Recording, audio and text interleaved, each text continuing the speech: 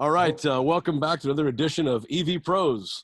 Will we get you charged up, ready to go, out on the road? I wanted to talk about like the types of models there is in the market for EVs. So Sure. like what kind of models are out there that can people can relate to, Because people think of Tesla and then probably just like the basic models.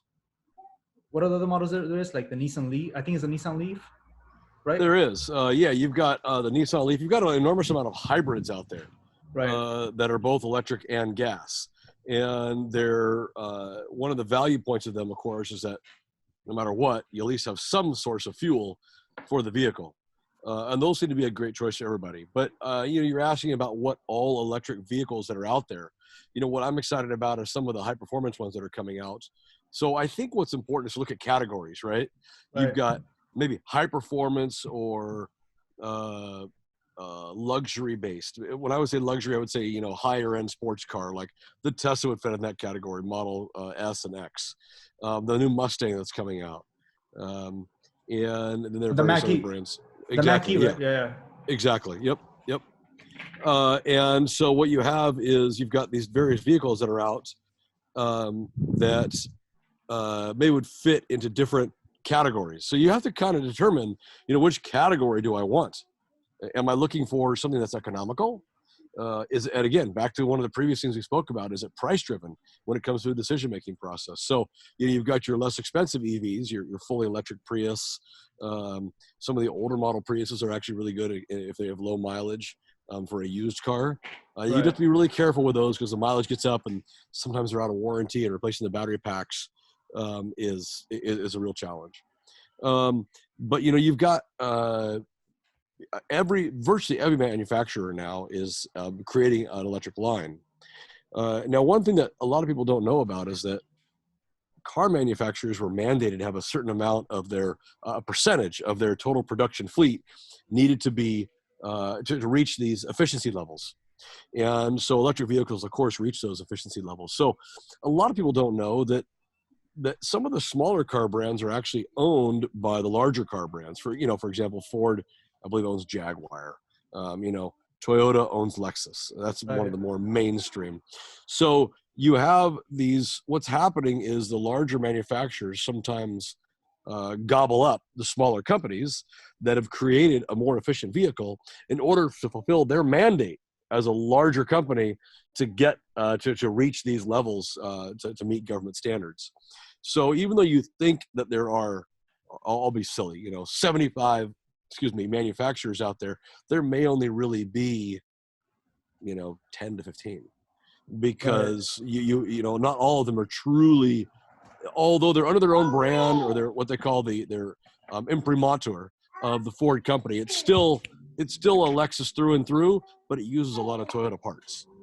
Right. So you have that going on.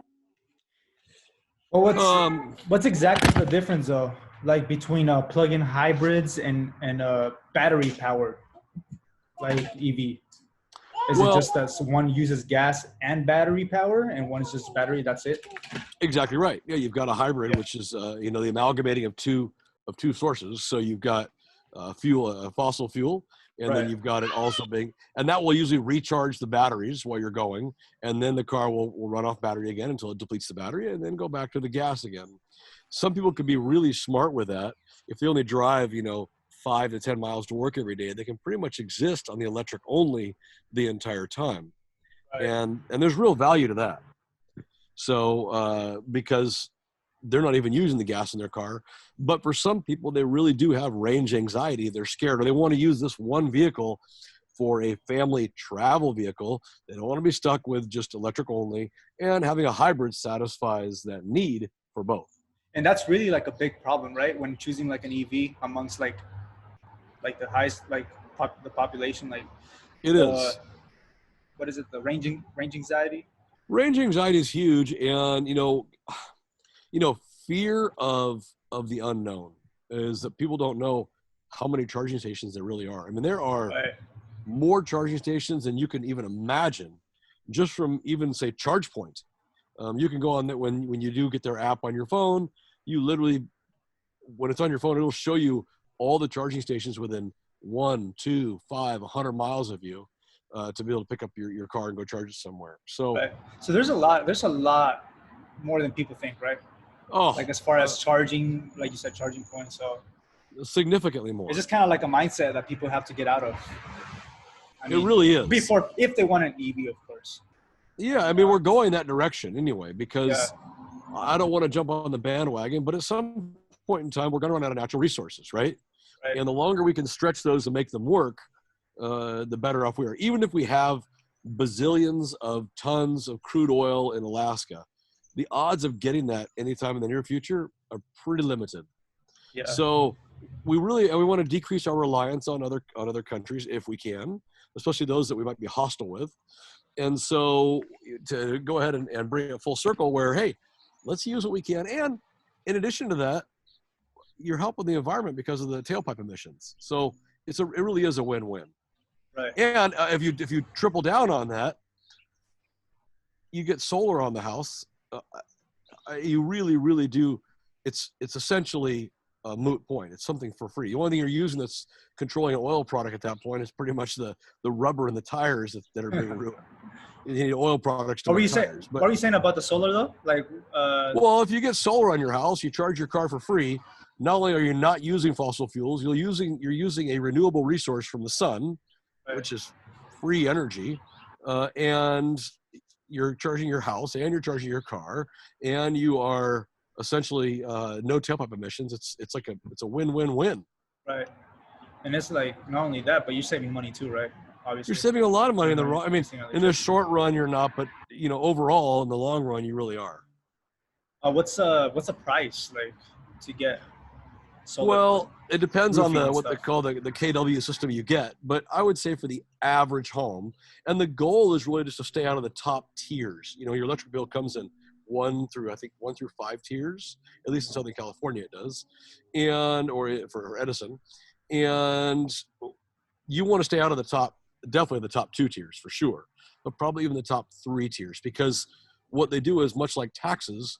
The more you make, the more they take in percentage. Well, the more you use electricity, the more they charge you per kilowatt hour. So when you get in those upper tiers, you're getting charged more for usage at a higher rate. So there are 2 options. One option is go with solar and charge your car anytime you want. Or part 2 is you could request what's called a time of use meter.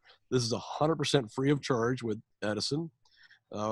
We put one actually on our own house just to save energy and money overall, or save money, not energy. And what happens is you get charged a different rate for using appliances or electric driven anything in your house on the non-peak hours. Nice. So to put it bluntly, our electric bill was somewhere around $300 for our 1,700 square foot little house in Costa Mesa. We went ahead. And that's cheap, right? That's a really cheap bill. It's not horrible, but it was a lot. So we went ahead and got a time of use meter. We dropped our bill to somewhere around $160 a month. And the only thing we changed was our lifestyle. We run the dishwasher at nighttime. We run the washing machine at nighttime. We run the pool pump in the middle of the night. And so there are things that you just change your lifestyle a little bit so that you're charging your car essentially. All these things from about, I think it's 12 a.m. or 10 p.m. all the way up to 6 a.m. Those are non-peak hours. See, that's something that I didn't really know. Like the peak hours, I didn't really notice that made a difference. Like if you did things at midnight or, like 2 a.m. or 3 a.m., like I didn't know that mattered. Well, it only matters if you have a time of use meter. If you have a regular meter, it doesn't make any difference. Then it doesn't matter. Okay. That's right. Okay, so you need that. Yeah, you want a time of use. And the meter is no different. It looks just like your regular electric meter. They'll come to your house one day. You call Edison today. Within the next 7 to 10 days, well, I don't know right now with COVID, but before that, they would come to your house. And within the first, 7 to 10 days, they'd pull out the old meter, pop in the new one, no charge to you. And your bill starts looking different in about a month. Yeah. What about driving an EV? Like, do you feel they're comfortable cars? Oh, I mean, it's quiet. You can't believe how quiet it is. Now, the regenerative braking on it can really get you. Have you been in an electric vehicle without regenerative braking?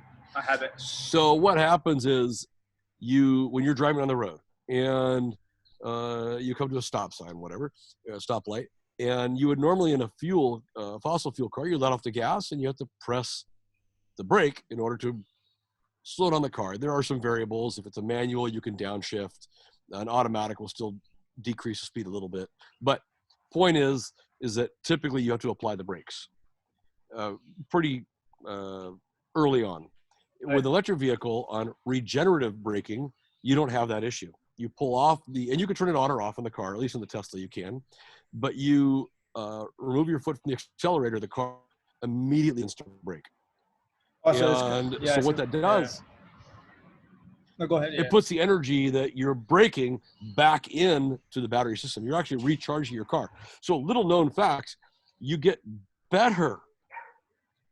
Okay, in a fossil fuel car, regular gas engine powered car, you get better economy where?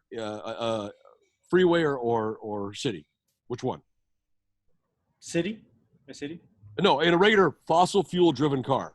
Right. You know when you get the 2 mileage stickers on the car and they say you get X amount in the city and X amount on the freeway. Which one is better gas mileage? Which one typically? Oh, in the highway. Yeah. Highway. Yeah. Yeah, when you're cruising. Because you're not going up or down with the accelerator. You're at a regular speed. It's the reverse in an electric car. You get better fuel mileage, quote unquote, in city driving versus you do on the open road, on the highway or freeway, because you're doing things like regenerative braking that is putting energy back into the system. So you actually get better fuel mileage in the city, than you do on highway or freeway. Unless you go on cruise control, right? On the highway? No, same problem because you're not braking. Yeah, because you're not putting anything back in the system. Yeah, pretty crazy. Yeah. What's the farthest EV that you know about out there? Well, right now they're planning on they're working on an 800-mile Tesla right now. It's not released, of course. The Rivian truck that's coming out has a projected run of 400 miles. And I think it's going up from there. I think that's the base model. Might go higher than that on the upper end models. That's pretty much from here to Vegas, right? Easily, yeah. I think Vegas is 300 miles, I thought, or 320, something like that. Because some people say that you can get from Orange County to Vegas on one. It's sketchy. Like you're pulling in on fumes. Like you can't use your air conditioner. You got to be careful how you drive. That's no another fast thing, right? driving. Yeah. But you can get there on one fill up in a extra long range battery in any of the models. But they say it's a good idea to recharge in Pahrump or in Blythe, I think is what it is.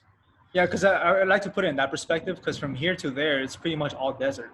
So that's right. like a type of anxiety that I would probably have, as far as driving an EV. Like, man, what if I guess, because I've gotten lost before going to Vegas, and we had to turn back because we were heading to Utah at some point. My gosh. Yeah. Okay. So we went back, and I was just thinking, man, we're half a tank. Imagine having an EV, So that's why I think there's a million places to go.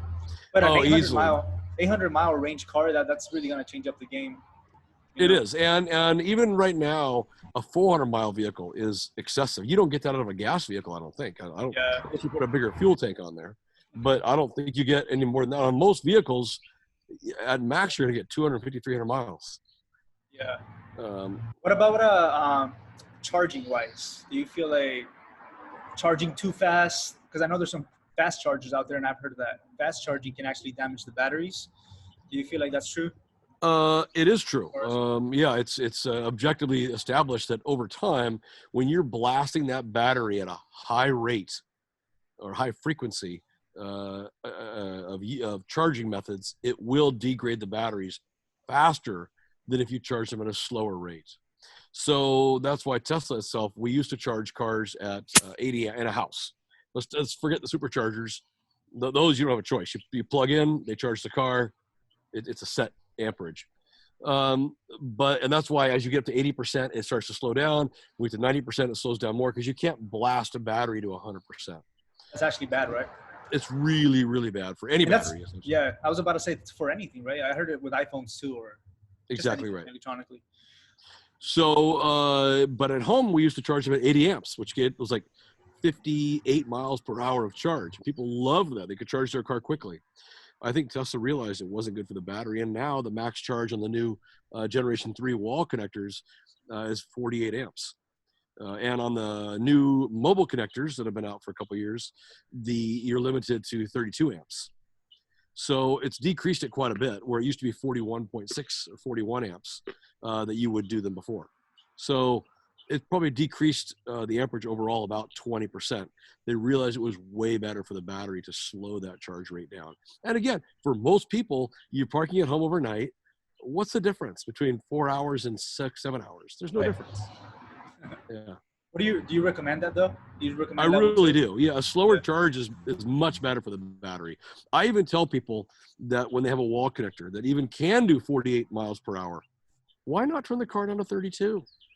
If you can, turn it down and you've got the time, turn it down.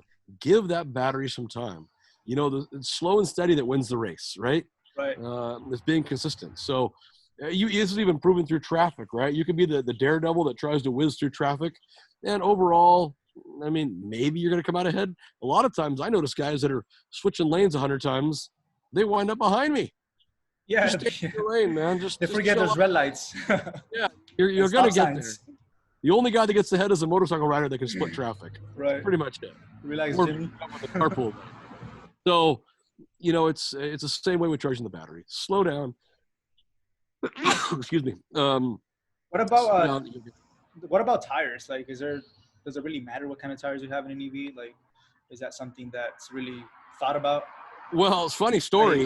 This is probably 4 years ago, 3 years ago. We were wiring another home for a gentleman in Laguna Beach, and he had a Tesla at the time. And I said, "Hey, how do you like it?" And again, Teslas were relatively new at that time. Right. Not everyone had one. We weren't as comfortable with them. And he had a Model S, and I said, "How do you like it?" He goes, "I love the car. I haven't, changed my oil in a couple of years. I haven't put in gas in my car. No maintenance. This is great." I said, "Oh, what don't you like?" "Well, the only problem is it's expensive." What do you mean it's expensive to own?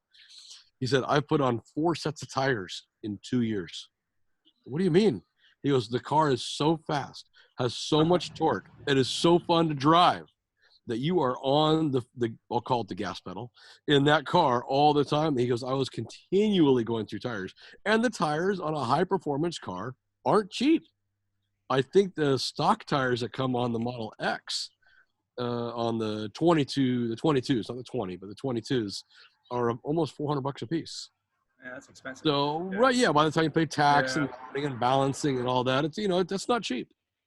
So, and you can't put a cheesy tire on that kind of vehicle. In fact, I think, I don't know for a fact, but I think in some cases you have to use certain tires that will only work with those wheels for that car. So. And then braking, do they use like certain type of braking? Like, I don't know if the regenerative braking is actually probably better than human braking, because on regenerative braking, the car isn't hitting it hard. It's not slamming it. It's doing it in a method that's efficient for the vehicle and is safe for the driver. So I think regenerative braking actually probably has better tendencies than we humans have. Right. We have a tendency to hit them really hard and then back off, or especially in a panic, in a emergency. We just lay on the brakes when that may not always be the best course of action. Right. It's, based out of fear. The car actually has learned or knows things actually how to brake probably more efficiently than we do. So in that case, I don't think it wears the tires down. But again, we're talking simply Tesla. You go with a more fuel efficient or cost efficient vehicle like a Prius, some of the Kias that are out, some of the Mitsubishis that are out, and you're going to get a vehicle that has uses a tire that's a lot less expensive. The lower the profile of the tire, the distance between the rim or the wheel to the top of the tire or the bottom of the tire, that thickness is what determines typically longevity. There are, of course, other factors: quality of tire, manufacturer, steel belted, not, yada yada. But by and large, the smaller that diameter, the more wear and tear that tire is going to get. That's just the way it is. The firmer the ride it's going to give you. When you have a taller tire, it's going to go ahead and give you a much smoother ride, or at least a more supple ride. Yeah, I heard riding on a Tesla, it's like you feel like you're not in the car. Well, obviously you can feel you're sitting in the car, right? But you just feel like you're riding through space. You really do. Like you don't feel like the engine, like tremble and stuff like that, or anything. Yeah, and for some people, quite honestly, they want that. They want to feel that of their vehicle, and I get it. There's no argument for or against that. It just is what it is. And Yeah. but you get over that pretty quickly when you start pressing that accelerator pedal. It changes how you feel about the car. People that like engine cars, like they have to try a Tesla. Well, yeah, I want to push on Tesla because that's the car that gets the most like hype as far as the torque, right? As far as the way it takes off and stuff. Well, it's So, the most popular car. I don't mean that yeah, it's liked the most, although that may be true. What I mean by most popular is it's overtaken the market. right. It's actually um, it's actually what do you call it? The It's saturated the market the most out of pretty much all electric vehicles. So it's the one that does get the most attention. And publicity wise, Elon has done an amazing job, and so that has a factor in it as well. Yeah. And there's also a notoriety to it. Um, it's I think that's the popularity of the Model 3 is that now I want to be careful with my words, but the commoner person can actually afford what used to only be known as a luxury car, right? And so, I mean, Mercedes has done a great job at that. They've established a brand, a good brand by and large, and then they sell cars that are 30 grand. Right. So you can buy a Mercedes at the low end, doesn't have to be, at $120,000. So once you create a brand, then you create a following, and then a lot of people can begin to afford the lower end cars, and they're going to want to Right. buy them because of the Something they name. like, right? Yeah, They feel like they're it's a part of something. exactly right. Um, but overall, like last question, do you feel Uh-huh. like do you recommend EVs? Like, do you like EVs? I mean, I know you have a Tesla, but Well, yeah, overall, I recommend yeah, them enough to actually buy one. So yeah, yeah, yeah, I do. I think that the advantages for me outweigh the disadvantages. Would I make it my only car just yet? Probably not. Um, it is. Let's be honest. The major inconvenience for me is when we go out of town. We travel from here to family up in San Jose, and you stop to charge your car. It's not 10 minutes. It's 30 to 40 minutes. It's going to be that. And there's a little bit of anxiety, like, oh, I hope there is room at the charging supercharger, and that too, it'll right? tell you on the Yeah, screen of the car if there's room or not room. So I've never had a problem, but the more that are on the road, like the more the you harder start it's going to to, be. That's right. yeah, Now, of course, they're building more stations, and that's going to mitigate some of that. But even still, I haven't traveled on a weekend that's, on a Thanksgiving weekend when everybody's traveling. But that would be a concern that I would have, both as an EV owner and as a non-EV owner. Uh-oh, will I be able to charge my car on a road trip? Or can I go to those remote places up in the mountains where they don't have a charger? Nope, you probably can't. Sorry, yeah, take the other car. But I would say by and large, overall, you cannot beat it. And knowing that you really are doing your part for the world at large is an extremely right, valuable asset to owning this car. It really does. It's like, hey, I'm doing what I can to help out others, and to help out the world for my progeny and future generations.